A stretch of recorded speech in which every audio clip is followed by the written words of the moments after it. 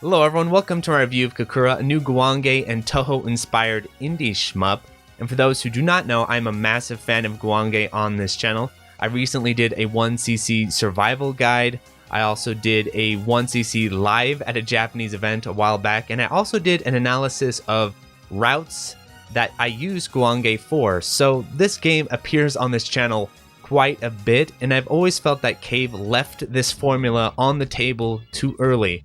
I think Guwange's main style of having this scrolling on the ground with a cover system with the ghosts that you're moving around. There's just so many elements of Guwange that are unique to that game that we don't see in other shmups. And I know a lot of people outside of just myself have been very excited to see something continue this system into the future.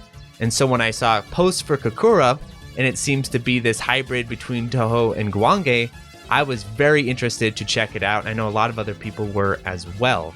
However, before we talk about this game specifically, I actually want to do a little mini topic video that will apply to not only this game, but many other games that I'm going to be reviewing into the future, I am sure. And the topic that I want to talk about before talking about the review is the tone of my reviews in context of a game's release. And I say tone and not content, and that's important to understand the difference. I'm not saying that whether you're a big game or a little indie game or a port of some kind, that I'm going to apply different criteria to the review. So I'm still going to give you a universal, across the board evaluation of the game. However, I've felt more and more that I want to be careful with the tone of my reviews based on the context of the game's release. And I want to talk about this because it may seem like a little bit of whiplash for the viewer, where in one video I seem to be much more forceful and aggressive, maybe in the context of a very big Kickstarter type release where there's a lot of press, there's a lot of fanfare, there's a lot of resistance to criticism, and so in order to get that into the conversation, you need to sort of push forward more forcefully.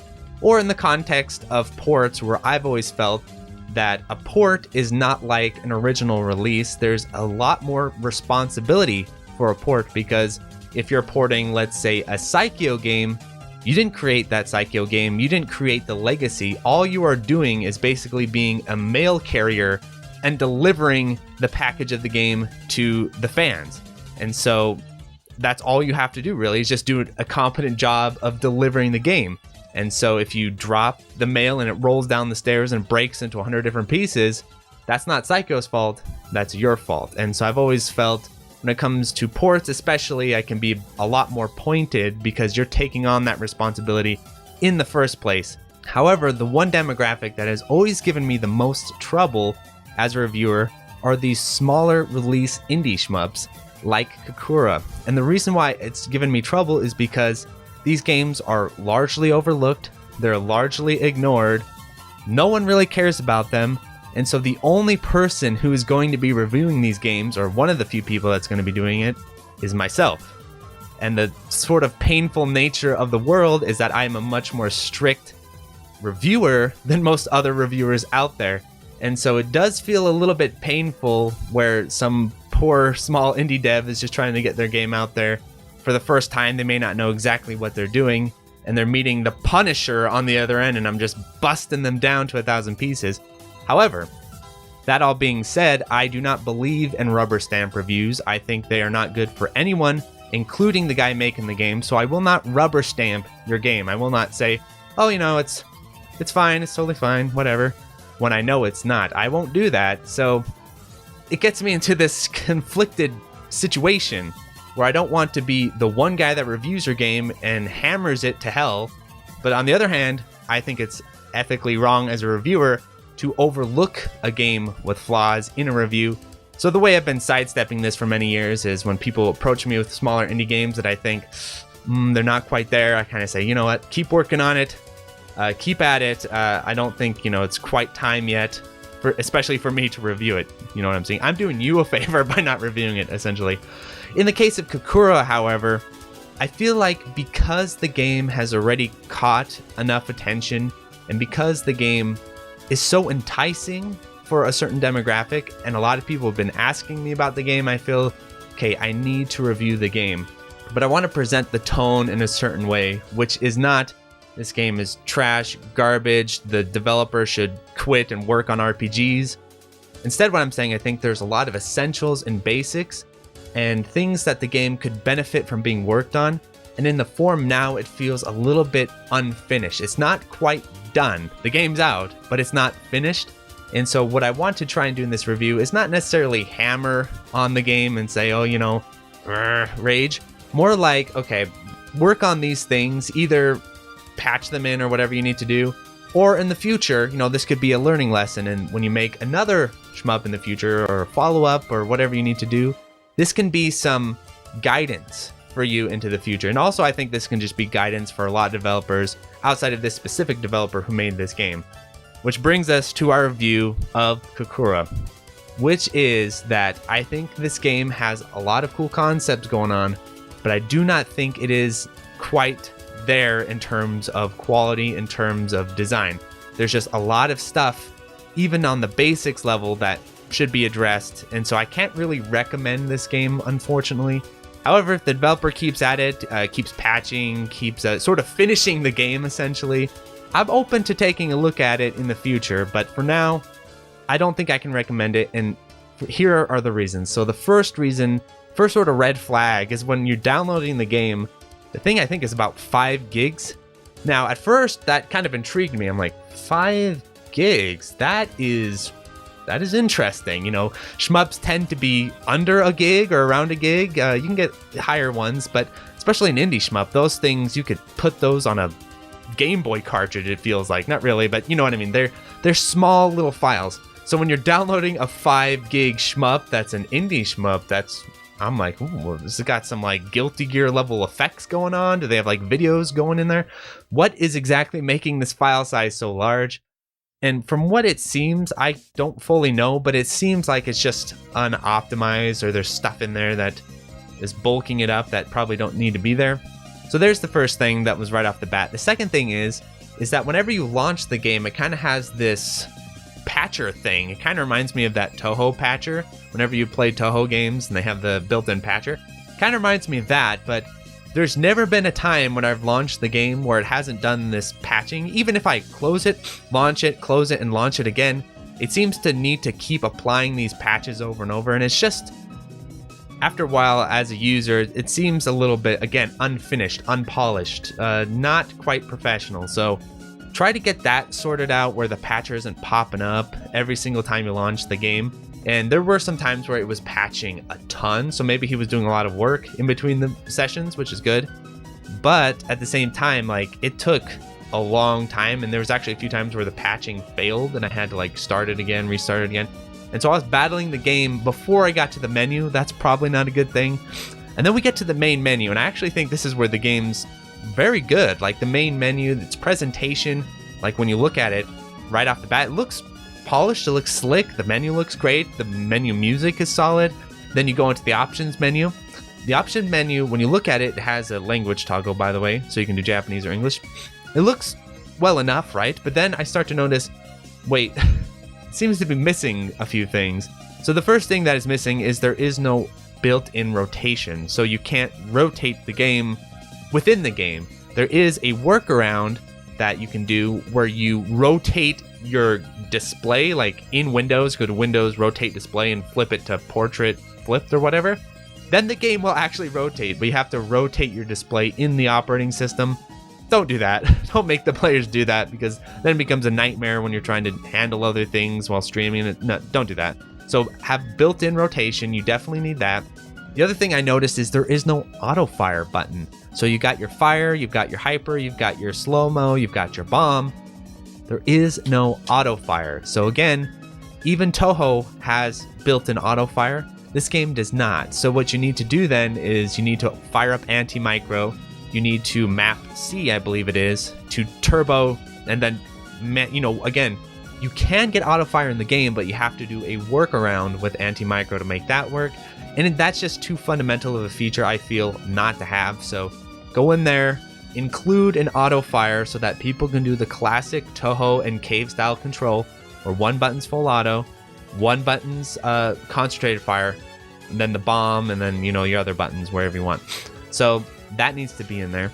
And so you go and you fire up the game, And then there's some interesting design decisions that I think should definitely be looked at again. The first one being is that, so it has a life bar system like in Guwange. I'm like, oh, that's really cool that he brought in the Guwange life bars. But he did this really, really odd decision, which is whenever you bomb, you lose a life bar.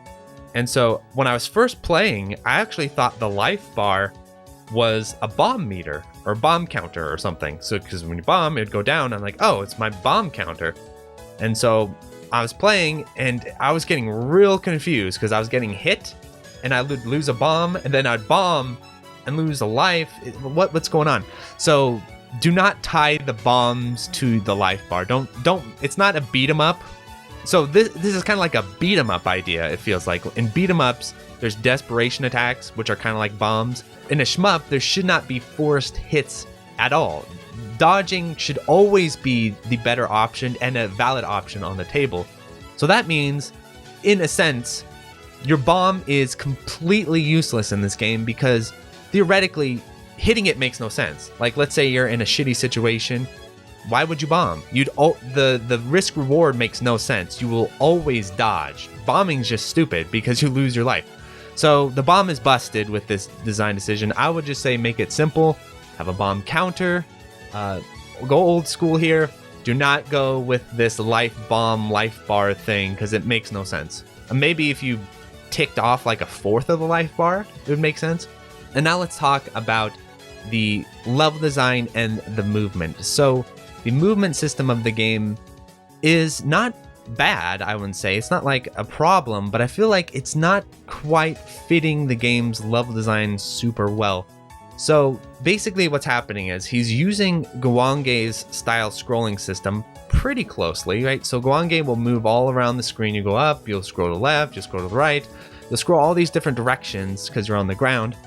But in Guwange, you're actually only firing one direction, which is forward, and then you can cover the screen by using your ghost, right? But it just seems a little clunky, especially when you start getting these scroll changes. So you're firing one direction, then you're kind of scrolling, and then you need to flip around and switch directions. It's just kind of an awkward control system. I'm not exactly sure how it could be adjusted without doing some major overhauls. But that's something to look into because it does feel a little bit awkward at times to try and do these direction changes, especially if you're kind of stuck and then things start moving. And also, you're not really able to get those fine precision that you get in Guwange. Guwange, because of the ghost system, you can sit that ghost on any pixel anywhere on the screen. You can move it exactly, precisely where you want it. Where this shot system, because of that sort of diagonal or straight, there's kind of those mid degrees between the diagonal and the straight that are very hard to cover without moving. But let's say there's a bullet in the way. So what, you're just stuck shooting nothing, right? Because you can't get those mid direction angles. And I think that is why Cave did that ghost system, so that you could specifically get those angles everywhere. And then next we have the damage output. So I felt like as I was playing, it just felt like the damage was a little too low. Things lived a little too long, to the point where it felt kind of boring. I never felt like the game was broken, by the way. I never felt like it doesn't work. The developer tested it and made sure everything worked, and the patterns, like, they make sense and everything, but it just feels a little slow, a little stale. Things scroll at this tortoise pace, and things don't die all that quickly. And so it just feels like you're doing a lot of sitting and shooting things.